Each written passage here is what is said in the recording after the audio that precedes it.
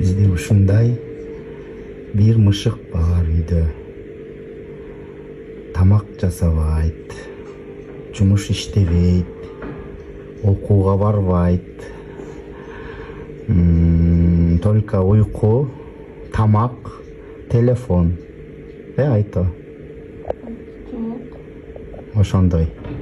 Мына кимдин үйүндө дагы ушундай мышыктары бар. Бизде болсо ушундай кол тойгон мышыгыбыз бар. Мына аты Айто.